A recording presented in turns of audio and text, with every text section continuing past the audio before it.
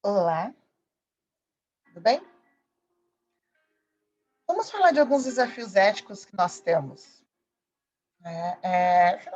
Final de ano, a gente começa a pensar em desafios para o que vem, desafios para a nossa vida, e a gente pensa nos desafios éticos que nós enfrentamos enquanto humanidade também, alguns deles.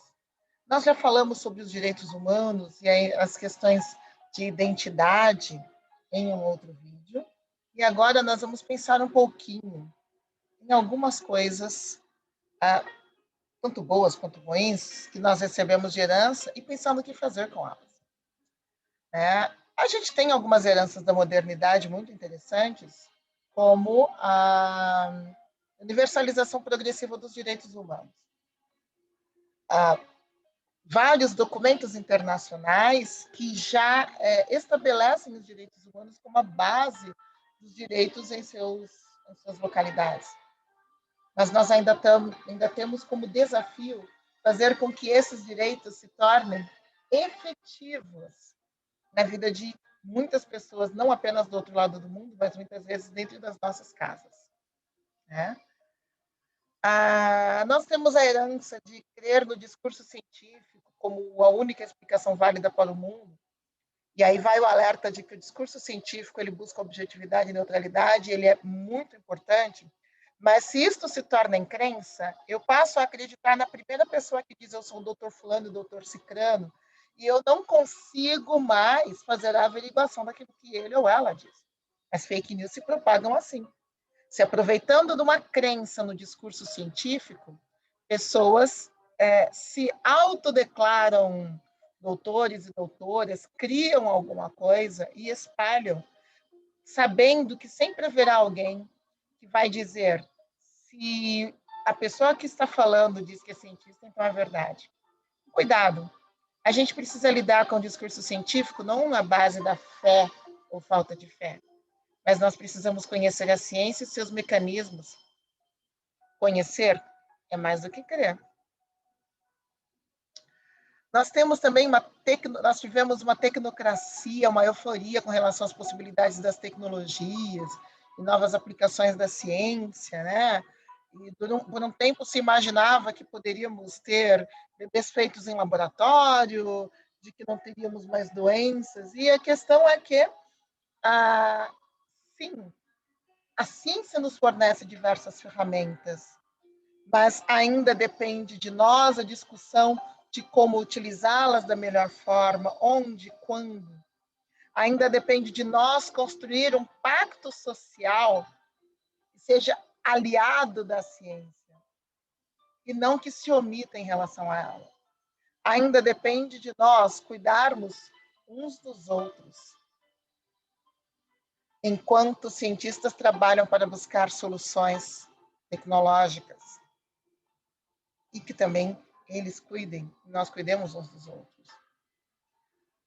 Temos o desafio da urbanização, que é uma herança da modernidade. As nossas populações se tornam cada vez mais urbanas, concentradas, uma grande densidade demográfica, um aumento do consumo, final de ano nem se fala, né? E a cultura do descarte. Quantas coisas você já comprou e às vezes nem usou ou não lembra que tem? Quantas coisas ficaram guardadas no seu armário, na sua estante, ou onde você nem lembra? E você não usou e não, essas coisas não fizeram falta, porque, enfim, não eram exatamente importantes. Quanta coisa foi descartada sem nem sequer ter sido usada. Nós temos, durante este século, um paradigma muito antropocêntrico, voltado para o ser humano como medida de todas as coisas. Isso é uma herança desde o Renascimento, mas a gente pode também questionar isso. E os demais que habitam o mesmo planeta que nós? Nós podemos adotar um discurso restrito, aquele que só um grupo entende, que fala o como, e ele é importante, mas também nós podemos ir além desse discurso técnico.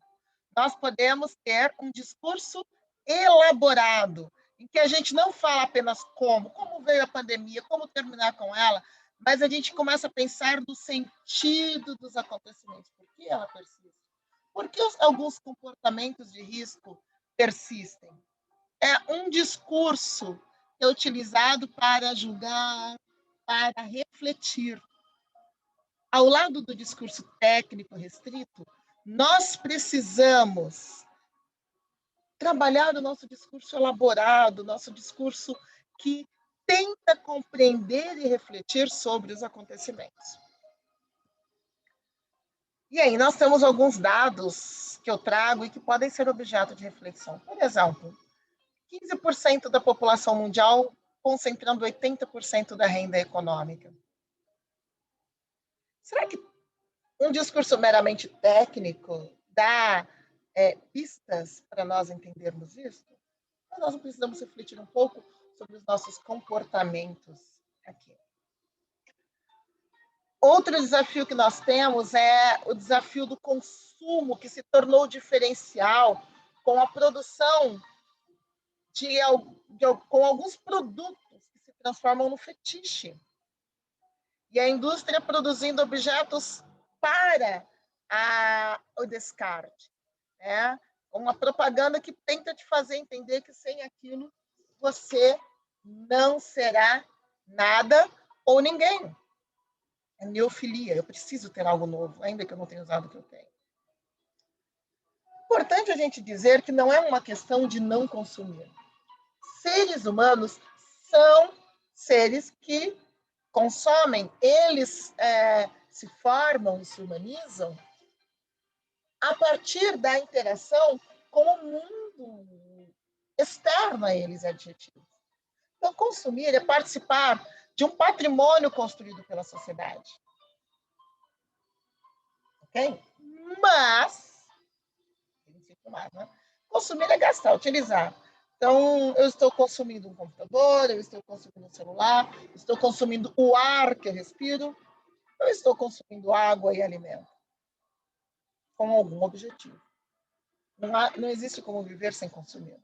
Mas é que nós precisamos pensar em como fazemos isso. Para todo consumo, eu preciso ter uma produção. Para ter um celular como este, eu preciso ter uma produção. E aí eu começo a pensar nas formas de produção. Como que se dá a produção dos objetos que eu uso? De onde eles vêm?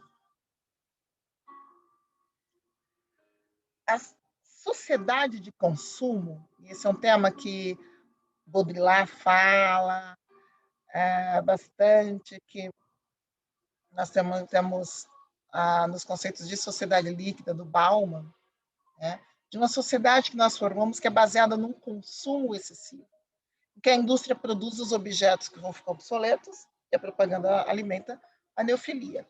Né? O que é essa neofilia? Ela é um amor pelo novo, uma paixão absolutamente descontrolada pela novidade. Então, é o nunca estar satisfeito com o que se tem. A sociedade de consumo, Baudrillard diz que ela é baseada numa lógica de consumo que parte do pressuposto de que nem todos consumem, porque o diferencial é o consumo. O diferencial é você dizer que tem algo que os outros não têm. Quanto mais raro, mais caro, mais diferenciado aquele sujeito. Né?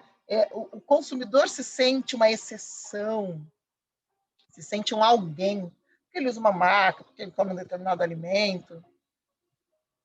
Então, nós temos esta relação. Né? Por exemplo,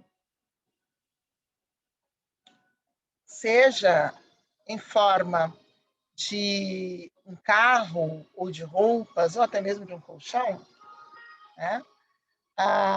Começa a haver uma relação que não é de usufruto do bem. Então, você não tem porque você gosta, vai usufruir, ou não tem porque gosta, vai usufruir. Não existe mais o prazer com aquele objeto. O prazer está apenas em consumir e se diferenciar. Nem sabe a natureza do objeto. Não sei às vezes. Né? Isso cria uma identidade, uma permanente tensão, uma permanente desigualdade construída entre quem tem e quem não tem. E essa identidade fluida, ela está eternamente insaciada e eternamente em crise, se não mudar. Essa crise do indivíduo não é apenas dele, ela é social, porque ela exclui pessoas, e ela é ambiental também. Né? Porque nesse paradigma antropocêntrico, que coloca o ser humano no centro, e desses seres humanos não é a humanidade, mas pessoas, indivíduos no centro. A boa é que existe a possibilidade de termos um modelo, um paradigma diferente, que é o ecocêntrico. No antropocentrismo, nós temos aquela racionalidade mais técnica, instrumental, um sistema de produção com um intenso uso de energia e recursos, tecnicamente eficiente, mas voltada para o domínio da natureza, para ver o meio ambiente como um recurso que você gasta. Poluição e refúgio são consequências. O importante é progredir. Mas o ecocentrismo nos propõe que a gente tenha uma racionalidade dialógica. A gente se veja, né? Que nos vejamos um ao outro como diferentes, diversos, mas portadores da mesma definição, não é o que a Hannah Arendt nos convida? Porque os homens e não homem habitam o mundo. Responsabilidade com as gerações futuras. Habitar. Eu olho não apenas para quem está do meu lado aqui, eu olho para as gerações passadas e olho para as gerações futuras. Que mundo eu vou deixar para ele, para ela? Um sistema de produção que busca eficiência ambiental, considerando que os recursos eles são finitos e preciso cuidar deles. É olhar para a natureza como parceira e não apenas como algo que eu gasto.